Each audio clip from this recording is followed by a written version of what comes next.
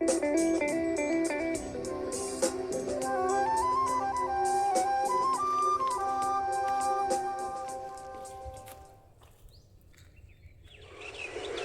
में ऐसे जीना है जैसे एक दर्शक, जैसे जीवन के बड़े पर्दे पर एक कहानी चल रही है और हम देख रहे हैं। एक दिन भर के लिए प्रयोग करके देखें और जिंदगी दूसरी हो जाएगी। एक दिन तय कर लें कि सुबह 6 बजे से शाम 6 बजे तक इस तरह जिएंगे जैसे एक दर्शक, और जिंदगी को ऐसा देखेंगे जैसे कहानी एक पर्दे पर चलती हुई, और पहले ही दिन जिंदगी में कुछ नया होना शुरू हो जाए। आज ही करके देखें, एक छोटा सा प्रयोग करके देखें कि जिंदगी को ऐसे देखेंगे जैसे बड़े कैनवस पर, एक बड़े पर्दे पर कहानी चलती हो और हम सिर्फ दर्शक होंगे। सिर्फ एक दिन के लिए प्रयोग करके देखें, और उस प्रयोग के बाद आप दोबारा वही आदमी कभी नहीं हो सकेंगे जो आप थे। उस प्रयोग के बाद आप आदमी ही दूसरे हो जाएंगे।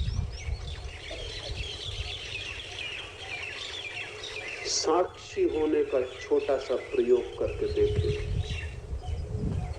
देखें आज घर जाके, और जब पत्नी गाली देने लगे या पति गर्दन दबाने लगे, तब इस तरह देखें कि जैसे कोई साक्षी देख रहा है। और जब रास्ते पर चलते हुए लोग दिखाई पड़े, दुकानें चलती हुई दिखाई पड़े, दफ्तर की दुनिया हो, तब ख्याल रखें जैसे किसी नाटक में प्रवेश कर गए और चारों तरफ एक नाटक चल रहा है। एक दिन भर इसका स्मरण रख के देखें और आप कल दूसरे आदमी हो जाएंगे। दिन तो बहुत बड़ा है, 1 घंटे भी कोई आदमी साक्षी होने का प्रयोग करके देखे, उसकी जिंदगी में एक मोड़ आ जाएगा, एक टर्निंग आ जाएगी। वह आदमी फिर वही कभी नहीं हो सकेगा जो 1 घंटे के पहले थे, क्योंकि उसे 1 घंटे में जो उसे दिखाई पड़ेगा वह हैरान कर देने वाला होगा। और इस 1 घंटे में उसके भीतर जो परिवर्तन होगा, जो ट्रांसफॉर्मेशन होगा, जो कीमिया ही बदल जाएगी, वो उसके भीतर चेतना के नए बिंदुओं को जन्म देगी। 1 घंटे के लिए ऐसे देखें कि अगर पत्नी गालियां दे रही, अगर मालिक गालियां दे रहा है, तो ऐसे देखें कि जैसे आप सिर्फ एक नाटक देख रहे हैं, और फिर देखें कि क्या होता है। सिवाय हंसने के और कुछ भी नहीं होगा, सिवाय हंसने के और कुछ भी नहीं होगा। भीतर एक हंसी फैल जाएगी और चित्त एकदम हल्का हो जाए। और कल यही गाली बहुत भारी पड़ गई होती, पत्थर की तरह छाती पे पत्थर बन के बैठ गई होती। इस गाली ने भीतर जहर पैदा कर दिया होता, इस गाली ने भीतर प्राणों को मत डाला होता, इस गाली ने भीतर जाके जीवन को एक संकट, एक अशांति पैदा कर दी होती। जिंदगी एक प्रतिक्रिया बन जाती है, एक रिएक्शन बन जाता, जिंदगी एक तूफान और एक आंधी हो जाती।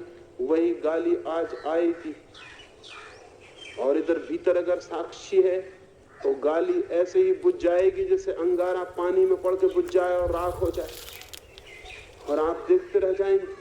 और तब हैरानी होगी कि यही गाली कल पीड़ित करती थी,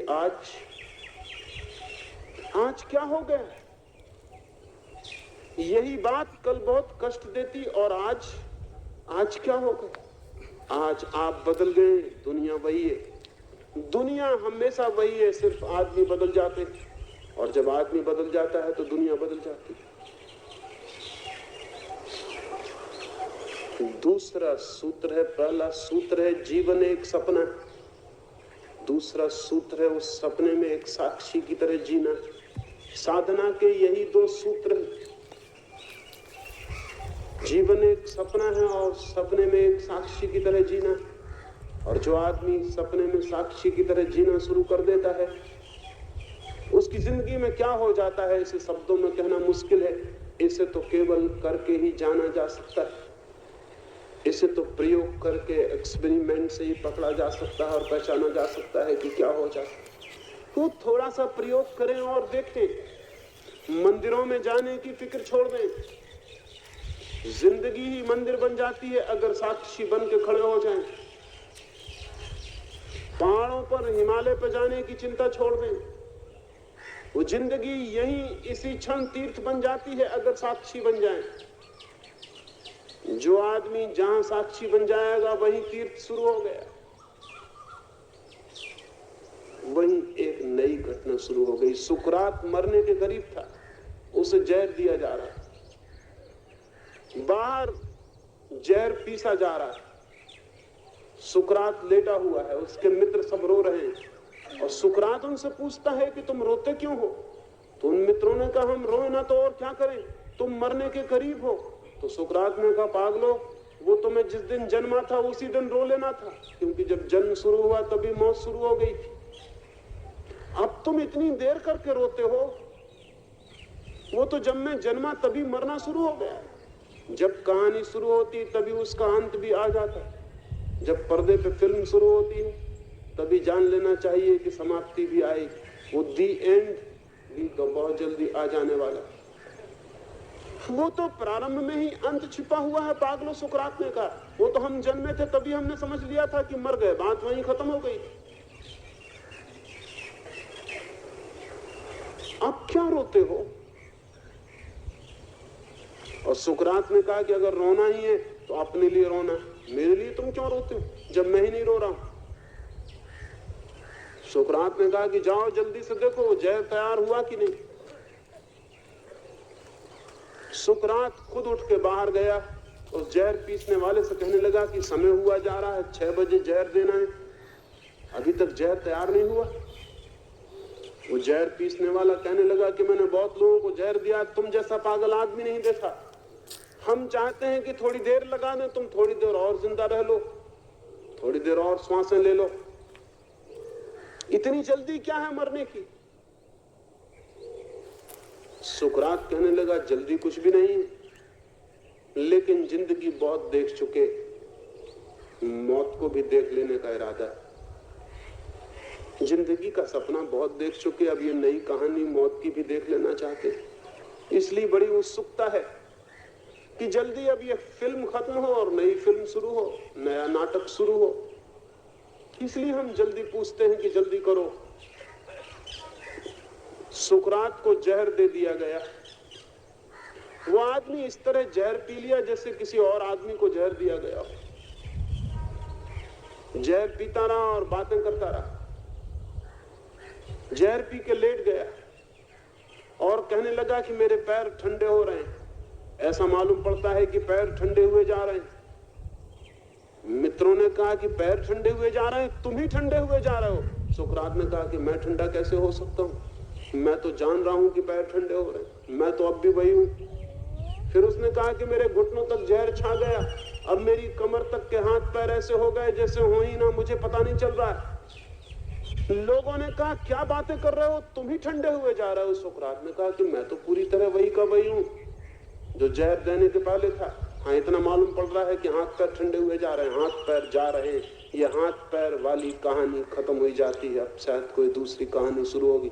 मैं तो वही हूं, मैं तो अब भी देख रहा हूं। जिंदगी भर जिसने देखा हो वो मौत को भी देख सकता है, और जो मौत को भी देख सकता है उसकी मौत कैसे हो सकती?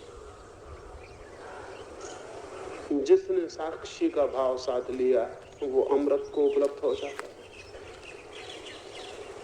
स्वामी राम अमेरिका गए, वो बड़े अजीब आदमी थे। दुनिया पे कुछ थोड़े से अजीब आदमी कभी कभी पैदा हो जाते हैं, इसलिए दुनिया में थोड़ी रौनक। स्वामी राम बहुत ही अजीब आदमी थे। अगर कोई उनको गाली दे देता तो वो खड़े होकर हंसने लगते और मित्रों को जाके कहते कि आज बाजार में राम को खूब गालियां पड़ी। तो लोग कहते राम को, आपको नहीं। स्वामी राम कहते कि मुझको लोग जानते ही नहीं, गालियां कैसे देंगे? राम को जानते हैं, राम को गालियां देते हैं। और जब राम को गालियां पड़ रही थी तब हम भीतर बैठ के हंस रहे थे मनी मन में कि अच्छा है बेटा, खूब गालियां पड़ रही। एक गांव में राम गया था, स्वामी राम कहते एक गांव में राम गया था, गिर पड़ा एक गड्ढे में।